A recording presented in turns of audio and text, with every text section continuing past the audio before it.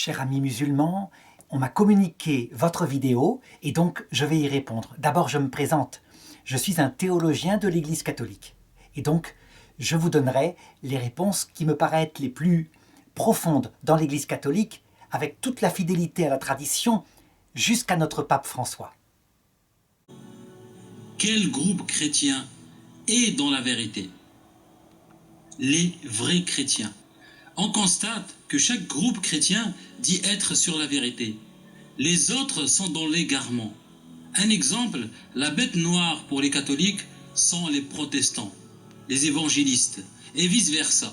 Comment distinguer les vrais chrétiens des faux? Les catholiques.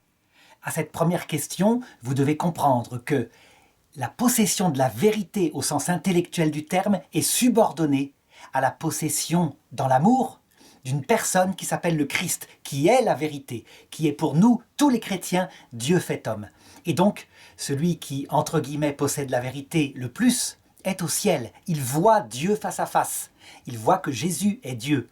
Donc sur terre, il y a des choses que nous partageons tous en commun, tous les chrétiens, à savoir que Jésus est Dieu, le Verbe de Dieu, la contemplation éternelle que Dieu a de lui-même, qui s'est fait homme et qui est venu nous sauver. Et ça, quels que soient les chrétiens, sauf les témoins de Jéhovah, tous adhèrent à cette foi commune. Il y a d'autres choses essentielles qui sont communes, à savoir qu'il nous promet, si nous l'aimons dans un cœur à cœur et dans la prière, comme des amis qu'il a fait de nous, il nous promet qu'à l'heure de la mort, nous le verrons et que nous obtiendrons la vision béatifique, l'éternité, en le voyant face à face avec notre prochain. Qui détient la vraie parole de Dieu?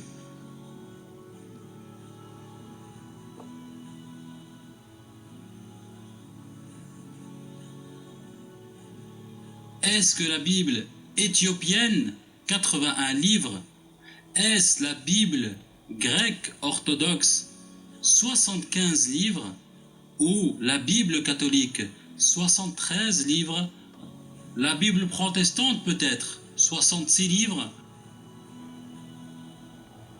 À cette question, je vous répondrai ceci. Nous ne sommes pas une religion du livre seul. Nous sommes très différents de l'islam, qui lui est une religion du livre, avec un Coran qu'il pense dicté par Dieu. Nous sommes une religion du Verbe de Dieu, fait chair, de Dieu fait homme. Notre vérité, c'est Dieu. Et donc, s'il y a des différences dans les livres bibliques, il n'y a pas de différence sur le contenu profond de ces livres. En tout cas, en ce qui concerne l'essentiel, à savoir la venue de Dieu sur terre qui s'est incarnée et qui nous sauve pour l'éternité, qui nous appelle dès maintenant à une relation d'amour plus que de serviteurs, d'amour comme des amis. Comment savoir qui a vraiment le Saint-Esprit? Plein de chrétiens de différents groupes disent avoir le Saint-Esprit. Comment distinguer le vrai du faux? Qui dit vrai et qui ment? Et comment voir et savoir et être sûr que la personne qui dit avoir le Saint-Esprit l'a vraiment? Qui a le Saint-Esprit? Eh bien, encore une fois, ce n'est pas comme dans l'islam, le fait de pratiquer certains rituels qui fait qu'on a le Saint-Esprit. Le Saint-Esprit, dit Jésus, il vient dans celui qui aime Dieu de tout son cœur, de toute son âme et de toute sa force. Mais pas d'un amour comme dans l'islam, où l'humble serviteur considère Dieu comme son maître qu'il sert et qu'il aime de tout son cœur. Non, comme un ami. Un ami. Dieu s'est abaissé, disent les chrétiens, pour élever l'homme à leur niveau. Et évidemment, ça s'incarne dans l'amour du prochain. Si le prochain, tout le prochain, est le chéri de Dieu pour qui il est mort sur la croix, on comprend que c'est donc dans ces commandements de l'amour que se trouve le signe de la présence du Saint-Esprit. Est-ce que Judas est un traître ou un saint? Vous allez peut-être être étonné pour cette question, mais je m'explique. Vous dites que Judas a trahi le Christ en le livrant aux Juifs et aux Romains pour le tuer. Et en même temps, vous dites que Jésus est venu mourir sur la croix pour le pardon des péchés. Soit Judas a fait la volonté de Dieu en livrant Jésus, alors il doit être considéré comme saint puisqu'il a accompli la parole de Dieu et le pardon de l'humanité. Ou le contraire, ça veut dire vous le considérez toujours comme un traître, ce qui annule la venue du Christ pour se sacrifier. il faut considérer deux choses en Judas. D'abord, la personne de Judas, la raison pour laquelle il a agi. Et manifestement, il a trahi. Il n'a pas supporté quand une femme a cassé aux pieds de Jésus un parfum qui valait 1 année de salaire. Jésus l'a énervé, il l'a livré afin de lui donner une bonne leçon. Et il faut considérer, d'autre part, l'effet collatéral, non voulu par Judas qui s'est passé, à savoir la rédemption du monde qu'avait été prévue par les Écritures. C'est exactement la même chose que si, par exemple, un de vos amis vous trahit. Lui, peut-être, a voulu faire du mal, mais si cette trahison, en l'occurrence par accident, produit le salut de votre famille, pour une raison ou pour une autre, eh bien, il n'empêche que votre ami a trahi. Quant au fait que Dieu sait ça de toute éternité et qu'il vient sur terre en sachant que ça va se passer comme ça n'empêche pas que dans sa dimension, Judas ne savait pas tout ça et a trahi vraiment Jésus. Il s'avère que de cette manière-là, ce que Dieu savait de toute éternité s'est réalisé. Pourquoi Jésus n'a jamais dit être Dieu, ni qu'on doit l'adorer, ni qu'il est le créateur de l'univers? Je vous rappelle que Jésus a dit dans Jean 18, 20, Chapitre 18. Jésus lui répondit, « J'ai parlé ouvertement au monde, j'ai toujours enseigné dans la synagogue et dans le temple, où tous les Juifs s'assemblent, et je n'ai rien dit en secret. » Il y a une légende chez les musulmans qui consiste à dire « Jésus n'a pas dit qu'il était Dieu ». Eh bien, il se trompe, et Mohammed, lui, était bien plus connaisseur des textes des évangiles, puisqu'il disait, lui, au contraire, comme Jésus se dit Dieu, manifestement, les chrétiens ont falsifié leurs écritures. Et voilà les passages où clairement Jésus se dit Dieu. Ça se trouve dans l'évangile selon saint Jean, à partir du chapitre 8, verset 24. Donc Jésus discute avec des juifs, des théologiens, et il leur dit ceci. « Je vous ai dit que vous mourrez dans vos péchés, car si vous ne croyez pas que je suis, vous mourrez dans vos péchés. » Ils lui dirent donc, « Mais qui es-tu » Parce qu'il y a quelque chose de bizarre. En hébreu, « je suis » se dit Yahvé, et il n'a pas précisé qui il était. On sait que Yahvé, c'est le nom que Dieu révèle à Moïse, c'est le nom l'Éternel. Alors Jésus répond, « J'ai sur vous beaucoup à dire et à juger, mais celui qui m'a envoyé est véridique, et je dis au monde ce que j'ai entendu de lui. Quand vous aurez élevé le Fils de l'homme sur la croix, sous-entendu, alors vous saurez que je suis, et que je ne fais rien de moi-même. » Et ça continue, au verset 57. Les Juifs lui dirent donc, « Tu n'as pas 50 ans et tu prétends avoir connu Abraham. Qui es-tu » Jésus leur dit, « En vérité, je vous le dis, avant qu'Abraham existât, je suis. » Alors ils ramassèrent des pierres pour les lui jeter, mais Jésus se déroba à leur vue et sortit du temple. Alors on pourrait dire encore, il y a ambiguïté, c'est clair. Il pourrait dire, je suis Dieu, adorez-moi. Alors, les Juifs, pour eux, il n'y a pas ambiguïté. On voit dans Jean, au chapitre 10, Jésus qui pose la question aux Juifs, « Pour quelle bonne œuvre voulez-vous me lapider ?» Et eux répondent, « Ce n'est pas pour une bonne œuvre que nous te lapidons, mais pour un blasphème, parce que toi qui n'es qu'un homme, tu te fais Dieu. » Alors, d'accord, admettons qu'il n'a pas dit clairement « Ici, je suis Dieu, adorez-moi ». Seulement, il s'est attribué sans cesse des pouvoirs qui n'appartiennent qu'à Dieu. Quand il dit sans arrêt « Si quelqu'un croit en moi, je le ressusciterai à la fin du monde ». C'est en Jean chapitre 6, verset 39. Et il le dit 5 ou 6 fois « Je le ressusciterai à la fin du monde. J'ai le pouvoir de pardonner les péchés, etc. » On a même une confession de foi de la divinité de Jésus par Thomas. Thomas ne croyait pas en la résurrection. Il dit donc « Si je ne mets pas mes doigts dans son côté, je ne croirai pas. » À peine avait-il dit ça que Jésus leur apparaît ressuscité. Alors il se prosterne en disant « Mon Seigneur et mon Dieu. » Et Jésus ne le reprend pas. Voilà pourquoi les apôtres, Paul et Jean principalement, mais Pierre aussi, sans arrêt, avec leur méditation, diront partout véritablement « Il est Dieu, le Verbe, qui s'est fait chair. » C'est le début de l'évangile selon saint Jean. Pourquoi Dieu a sacrifié Jésus pour le pardon? Vous dites que Dieu est tout-puissant. Il peut tout faire. Alors pourquoi sacrifier son propre fils? Son fils unique, comme vous dites. Pourquoi il n'a pas pardonné tout simplement? Est-ce qu'il était incapable de le faire? Pourquoi il ne l'a pas fait? Il faut d'abord comprendre, dire comme ça que Dieu a sacrifié son Fils, ce n'est pas clair pour les musulmans. Dieu est un seul Dieu. Dieu l'Éternel passe son éternité à se contempler lui-même. Et cette contemplation est parfaite. Cette contemplation qu'on appelle le Verbe au début de l'évangile selon saint Jean, ça veut dire la connaissance. On l'appelle pour faire comprendre le Fils. Mais en fait, c'est un seul Dieu, Dieu et sa propre contemplation de lui-même. De même, le Père et le Fils, que je viens d'indiquer, s'aiment infiniment, réciproquement. Leur amour infini est absolument identique en infinité à l'essence de Dieu, c'est le Saint-Esprit. Donc, quand on dit que Dieu envoie son Fils sur terre, pour le sacrifier pour nos vies, en fait, on veut dire par là que Dieu vient sur terre. Ils sont un seul être, mais à travers, effectivement, son Verbe, sa propre contemplation de lui-même. Et pourquoi ce sacrifice est utile? Eh bien, tout simplement, en voyant que Dieu sur la croix est Dieu, on ne peut pas douter maintenant qu'il est humble et qu'il est amour. Si Dieu fait cela pour nous, qui l'insultions à la croix ou pour nos ancêtres, alors, véritablement, on ne peut plus se tromper. Pourquoi n'a-t-il pas tout simplement pardonné puisqu'il est bon? Parce qu'il veut que nous marchions vers lui en retour. Et donc, il ne suffit pas qu'il applique le pardon. Il veut que nous l'aimions, que nous allions vers lui. Et là, quand on comprend qui il est, beaucoup sont attirés vers lui et vraiment se mettent à l'aimer. À quoi a servi le sacrifice de Jésus?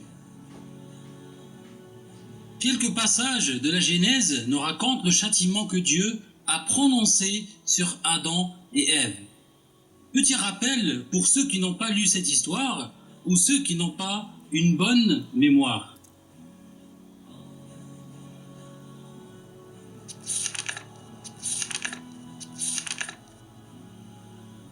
La Genèse, chapitre 3.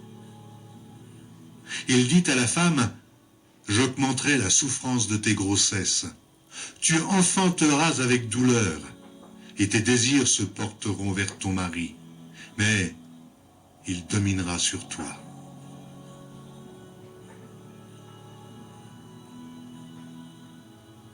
Il dit à l'homme, « Puisque tu as écouté la voix de ta femme, et que tu as mangé de l'arbre au sujet duquel je t'avais donné cet ordre, tu n'en mangeras point. » C'est vrai, rien n'est changé en apparence, on continue de souffrir.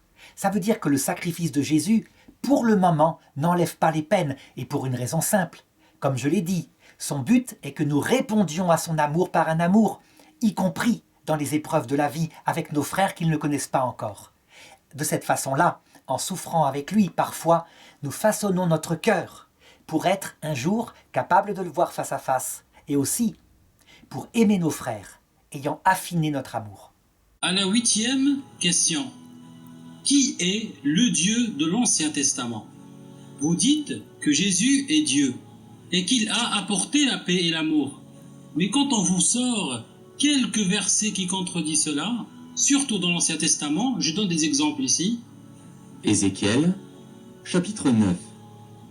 Tuez, détruisez les vieillards, les jeunes hommes, les vierges, les enfants. Toutes les confessions chrétiennes reconnaissent que le Dieu de l'Ancien Testament est le même, c'est Jésus-Christ, c'est le Dieu qui s'est fait homme. Il y a eu une hérésie qui a disparu au début de l'Église qui a dit non, c'est un Dieu du mal, tandis que Jésus est le Dieu du bien. Non, c'est le même, et Dieu ne change pas. Ce qui change, c'est l'homme.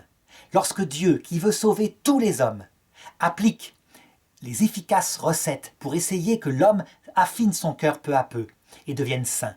Quand il a affaire à un homme dur, cet homme dur interprète les épreuves qui lui arrivent comme étant une vengeance de Dieu. Et donc, il applique durement ce qui vient de son cœur dur. Lorsque l'homme est devenu juste, par exemple dans l'islam, certains musulmans sont justes, d'autres, au contraire, sont durs. Eh bien, il considère que les malheurs qui arrivent viennent de la justice de Dieu pour les péchés. Il interprète comme cela.